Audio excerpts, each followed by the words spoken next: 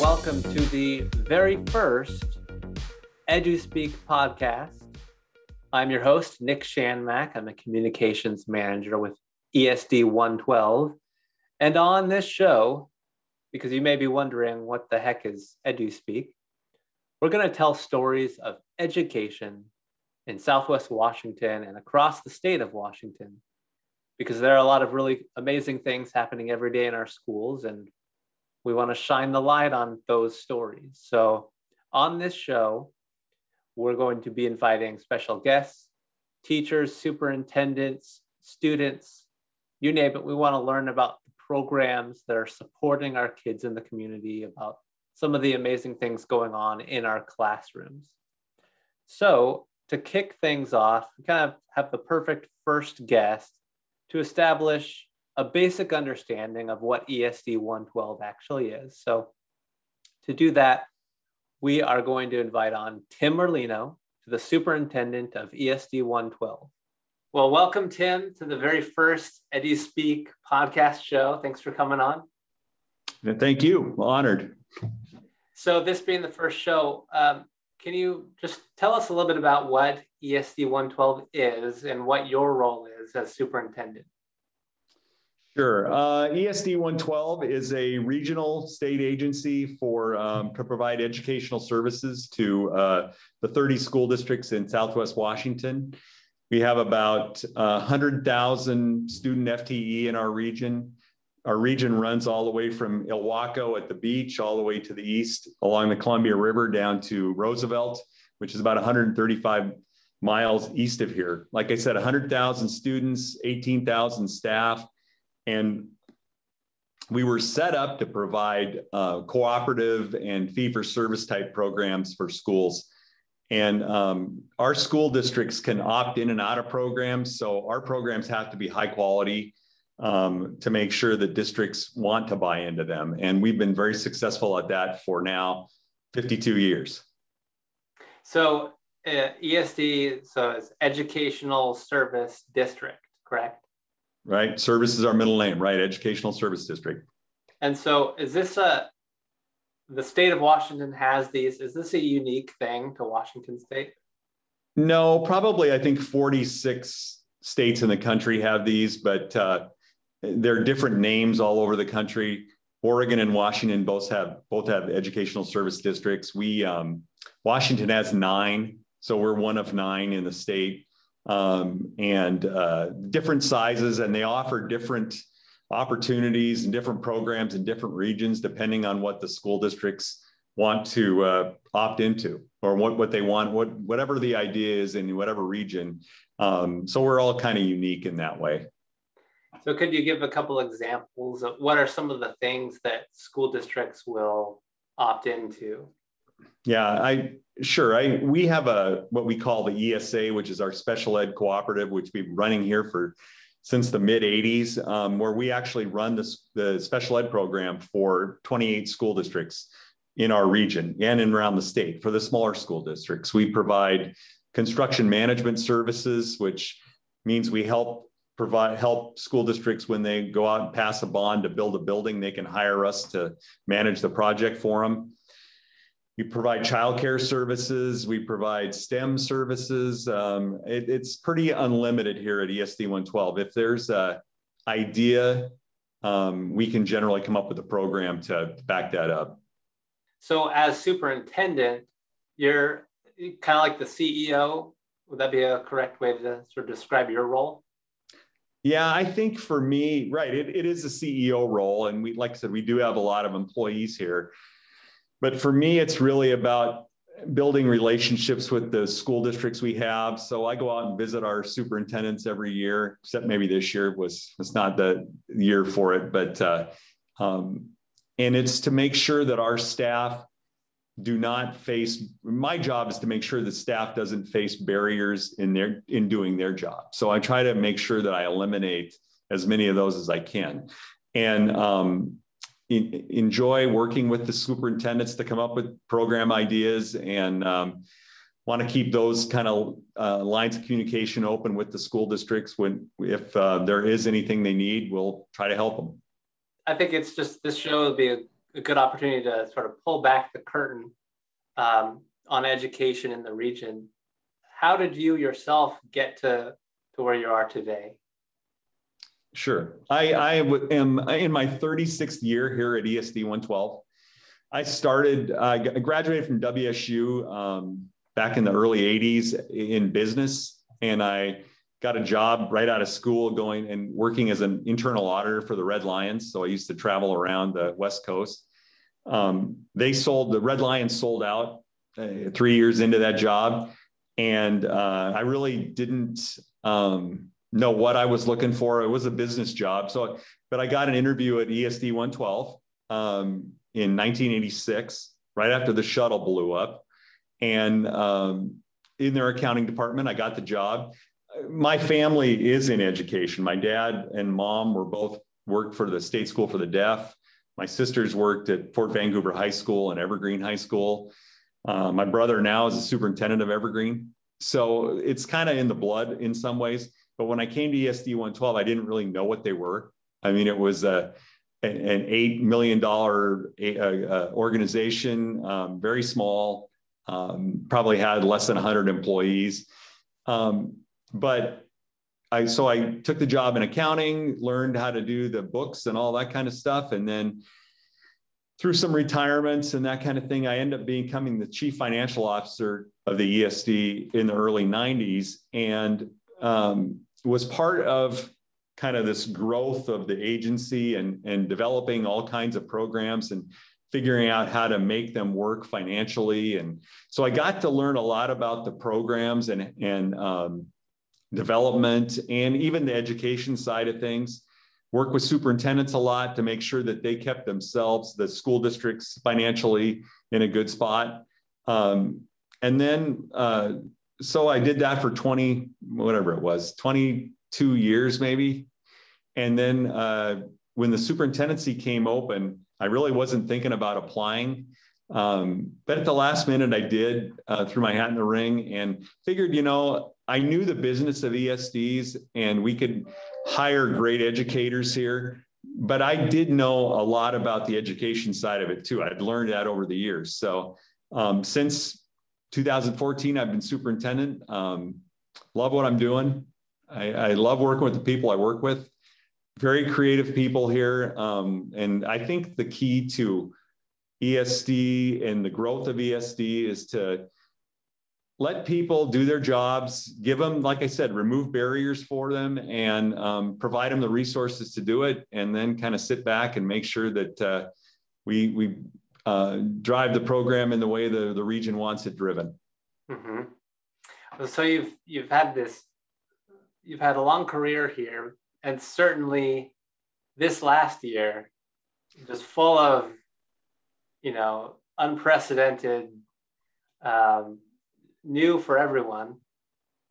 So from your perspective, given that you really had been with the agency for so long, and then all of a sudden we're hit with this pandemic, how, from your perspective, how has COVID affected ESD 112?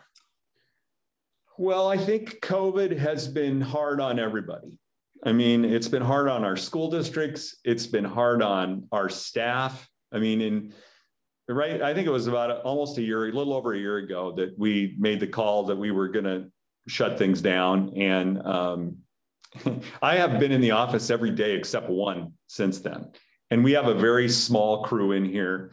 But truth is, our people, a lot of the employees we have never stopped working. Our early learning people, even though they may have stopped for a week, I think, they went back to work in March of 2020, taking care of childcare students and before and after school students. And our special ed and Quest staff, Quest is one of our programs in Longview for behavioral students. They went right back to work in August, seeing kids face-to-face, because we serve a lot of at-risk students, and those students needed to see people face-to-face. So my hat's off to what I call heroes. I mean, those people really didn't know at the time what the impacts of COVID and all that stuff, but they kept right on working. So real proud of that group. We also have done some things that were kind of crazy. I think I was on a Zoom meeting with the state superintendent of public instruction and the other ESD superintendents, and they were talking about how do we get schools back going in the fall. This was last summer, and the suggestion from OSPI was, could the ESDs provide PPE to all the school districts? Now, we have a warehouse here at the ESD that could actually support that. And we have some infrastructure that could do that. But, so I raised my hand and I said, yeah, we can give it a try. But truth is, how do you buy all this stuff for 414 school districts and private schools and then deliver it out? Well, crazy enough, we did it. We had bus drivers that at the beginning of the year weren't working that we put to work. We formed our own office crew, or not office, but our warehouse crew, and put together over 10 million items worth of orders.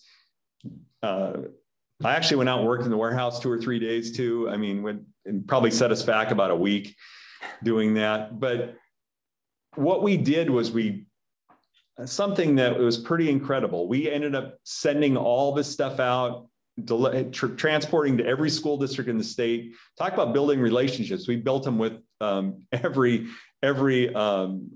warehouse person in the state of Washington. So we were driving trucks all over the place. It was a phenomenal, in some weird way, it was a spiritual effort for all of us, because our bus drivers, we put people to work. We got people the stuff they needed to bring kids back to school. And we've continued that all the way through this year. This is just the last couple of months, we brought the other ESDs in on it.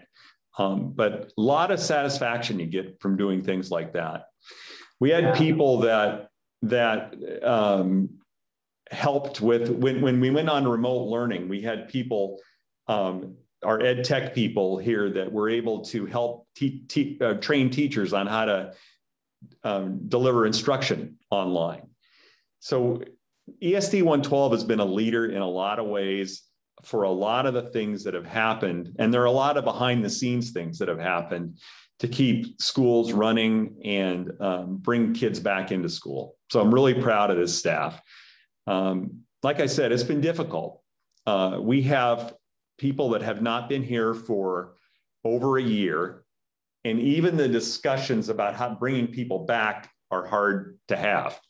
I want to continue the flexibility that staff has, because there's a lot of good things that have come out of this. I think Zoom, and probably even though people get tired of it and sitting on these things all day, it's been a way for people to connect through all this. And there's a lot of good things that have come out of it, like I said.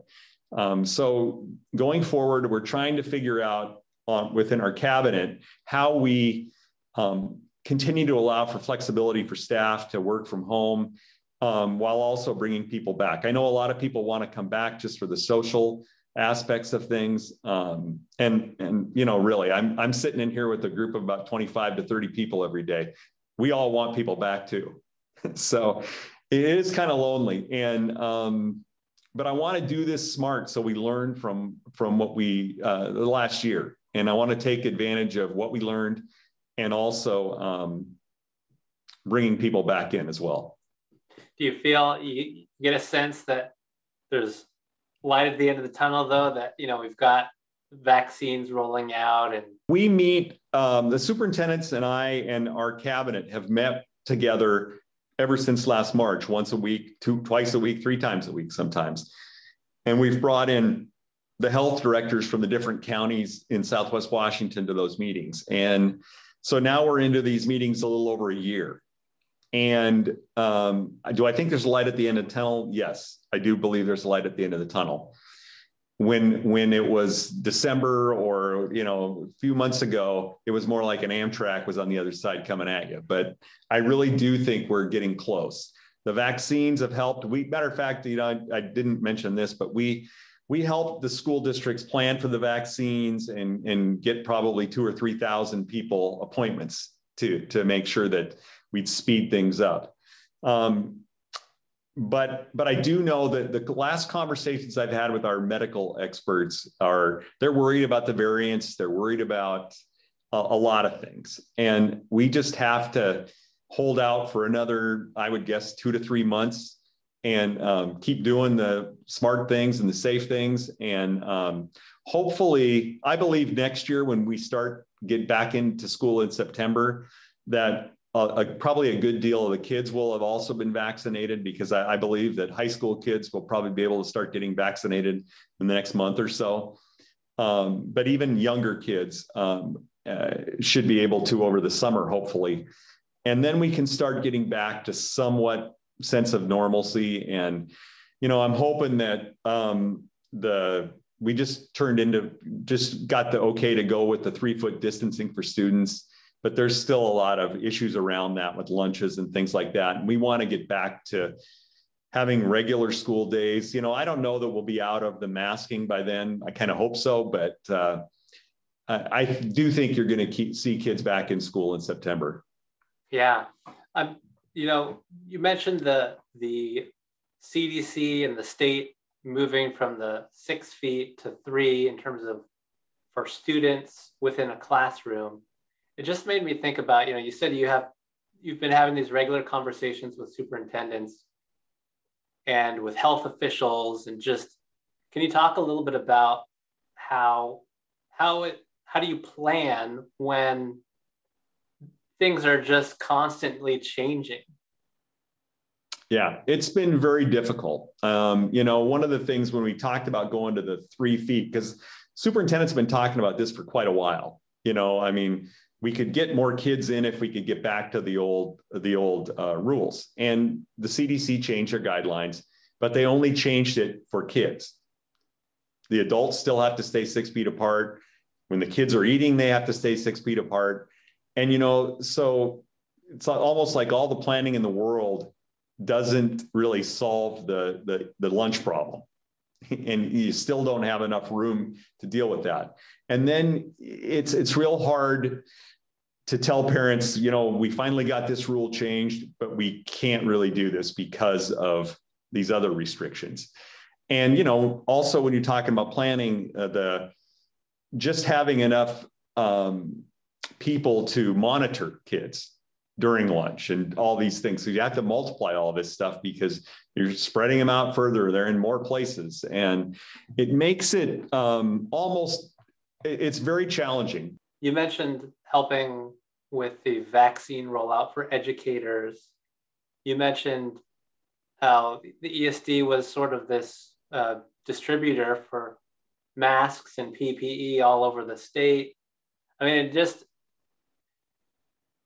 talked about, at the start of this, how some folks might not know what ESD 112 is, but I think even for folks that do know what ESD 112 is about, there's some really new things that, talk about sort of evolving with the needs that I think we've seen over the last year. Well, yeah, I think that we've got capabilities here that others don't have. And our philosophy has always been that we're going to help people, right? And we saw the need, and we had the people. It was just figuring out how to do it, and whether or not you were crazy enough to say, yeah, we can try this. And like I said before, I'm proud of our staff. They really stepped up, and everyone got behind these efforts. We've played a big role in helping our school districts get through this. And like our people probably got out of their comfort zone some, and they were willing to take on any challenges out there. We were really good at taking lemons and turning them into lemonade. So can't say enough good things about the people who work here. That's great. Well, speaking of getting out of comfort zone, You want to do a lightning round of questions with me? Sure, as long as they're easy. All right. Well, yeah, we want to make these shows fun. And so with any proper lightning round, you have to have like the blue card here. So I've got one of these that makes it official. So I don't have a timer for you. So just imagine there's a timer going on. And I've got 10 lightning round questions for you. So, all right, first question. Name your favorite movie. I haven't seen a movie in over a year. So I don't know that I have a favorite. I like adventure drama type things, but it's been a long time. What does your ideal vacation look like? And that can be in the current situation or without the pandemic. Yeah, I haven't had a vacation in a year either. So, but we used to go to Hawaii once in a while. I would love to go back. Oh, yeah. Spend some time on the beach. Yeah. Where did you go to high school? Fort Vancouver, just right across the street here, just down the kitty corner from the ESD. Yeah. Okay. Is a hot dog a sandwich? Yes. Do you have a favorite word? No, not really. No. What was your first job? First job, I worked at Sears stocking their in the mall in Vancouver Mall here when it opened. I was stocking their shelves before it opened. I actually had that job. I mean, really? The Meyer and Frank doing that same thing. When the mall opened? No, you're too young for that. No, yeah. Have you ever broken a bone? No. What's your favorite family recipe? My favorite family food is spaghetti and meatballs. Can't go wrong with that. Sticking with the food topic, ketchup or mustard? Ketchup. And then finally, what did you dream of becoming as a child? What did you want to be when you grew up? I really wanted to be a sportscaster, a radio announcer. There you go. Yeah, there you go. Nicely done, Tim. Thank you for joining us. Hey, Nick, thank you. Appreciate it. Hot dog is a sandwich. I don't know. But switching gears to the world of high school athletics, my next guest joins us from Cowlitz County, specifically in Kalama School District, to talk about the Kalama Volleyball team, which recently wrapped up a season of perfection. And I mean that literally. They didn't lose a game all year. They didn't even lose a set all year.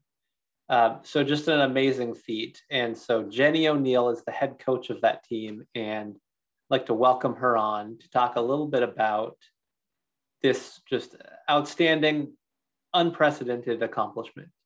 Welcome, Jeni. Thank you for joining us on the show and talking a little bit about this amazing season. Yeah. That the Kalama volleyball team had this year. 39 sets. Perfect. 39 sets played, 39 sets won. Pretty incredible. Yeah, no kidding. So I imagine that this is the first time anything like that's happened in Kalama. Yep.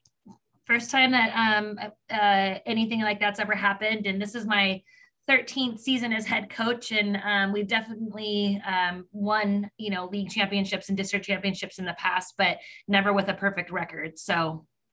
Yeah. And so for those that aren't super familiar with volleyball and how it works, so you've got 3 sets, at least three sets 5 in a match. Yep. Mm-hmm. And so if you win the first 3, then that's it. Correct. So not only did you have to go undefeated over the course of the season to have a perfect season like this, but you're kind of winning like 3 separate games in a sense within a game. Yes.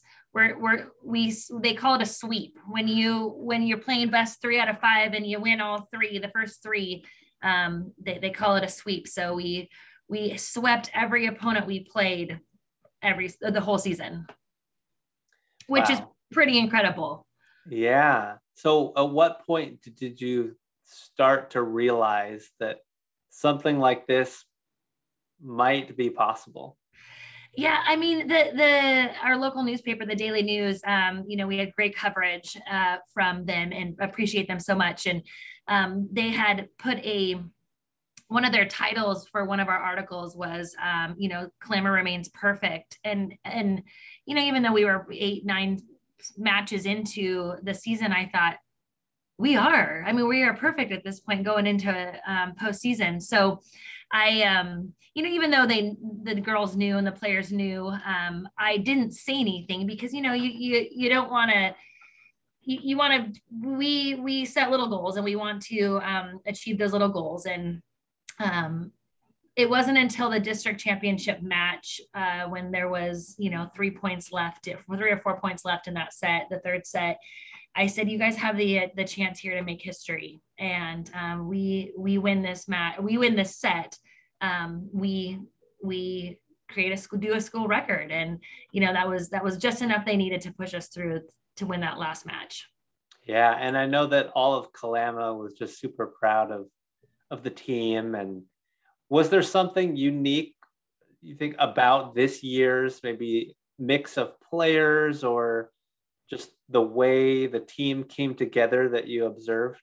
Yeah, I think that after everybody had, 2020 for all local athletes, was rough not being able to be on the court. And I think that could either make or break you in as a team as a whole. And these girls that came out this season, even in a makeshift season, kind of weird, different time of year, nothing felt right. They were so excited and so hungry to play volleyball.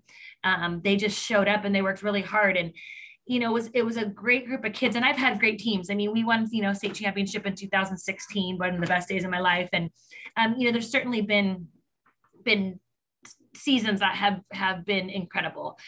But something about this mix of 9 girls this year on varsity who came every day and lifted each other up. There was no drama. They worked together and they wanted to improve. They wanted to be better than they were the day before. And they didn't just talk the talk. They talk in goals and we set goals, but they actually came and showed up to practice every day wanting that. And as a coach, you can't teach that heart, you can teach skills, you can push them, but the heart that a team like this year's brought, you don't teach. And it's just was so exciting. And I hope that carries over and sets the precedence for the future. Yeah. And I'm just curious, with you've had a lot of success as coach there in Kalama. Do your team sort of have a unique style or a unique approach to the game? Yeah, I mean, I think that it's just an expectation. We show up every season, and we have. And I'm a tough coach. I'm hard on them, but I'm also the first one to praise them. And I think that girls, especially coming in as freshmen, know that if you're show up at the gym for 2.5 hours a day, you're going to give 110%, and that's just the foundation that we have set. And, we built the program that way, and like I said, we're 13 years in as head coach. I have fantastic assistant coaches who support me and support these kids. And so it's just that it's the expectation and it's the mutual respect between players and coaches. And it's just has really worked out, and we've just built this really fantastic, semi-empire. And the exciting thing for me this year is that I've been coaching for a long time, and now my daughter's a part of the program too. So it's, I get to be a proud coach and a proud mom all at the same time. So that's fun. Yeah. So do you have a lot of seniors that are graduating the team? And then, so next year is going to be a new challenge, obviously every season. Yeah, every year is a new season. I graduate 2 seniors this year. So I'm, who are really dynamic. One's my libero and one's one of my outside hitters. And they have been such a vital part of our program the last 4 years. So they will greatly be missed. Marley Vickers especially has just been such a leader on the court for the last 4 years. So she's irreplaceable. Maggie in the back row as well. But But I also start 4 sophomores. Wow. And so I'm young, and we've got a great junior. We only had 1 junior on our team, Paige Chinchin. She's amazing. And a lot of these kids play club and they work hard in the off season. And though those girls will be hard to replace, I'm really excited for next season, because I think coming off of this one and then the next season hopefully is normal time. And so it's just going to be on the tail end. I think that it will be a force again. And I'm excited. Every year they say, oh, it's this year rebuilding year. I don't like to look at it rebuilding. I like to look at it as new challenges. Yeah. Well, and obviously it was frustrating for everyone that spectators were so limited this year. And so hopefully next year, the community gets a chance to come out in person and support the team and really show, their support and their appreciation for what you guys are doing. Yeah, I mean, we always have great community support in Kalama. Athletics are a huge part of our community. So coaching in a community like that has really been just a blessing. And we were able to stream games this year, which was great. And the amount of texts and emails I was receiving from community members that I don't even really know, just letting me know they got to watch our game. I think the support, even when it was challenging, was pretty incredible. That is amazing. Well, congratulations on a perfect season. Thank you. Yeah, just a remarkable feat, and congratulations to Kalama. Can't wait to see what you guys do next year. You set a pretty high bar. Yes, we did. I look forward to it. Yeah. All right, Jeni. Well, I appreciate the time, and again, good luck next year, and hopefully the fans can be there in person. Great. Thanks for having me on. Sure thing. All right, I think with that, our first show is officially in the books. Thanks to all my guests for joining me today. And thank you for watching, whether you found us through Facebook, Twitter, YouTube, any of ESD 112's social media channels.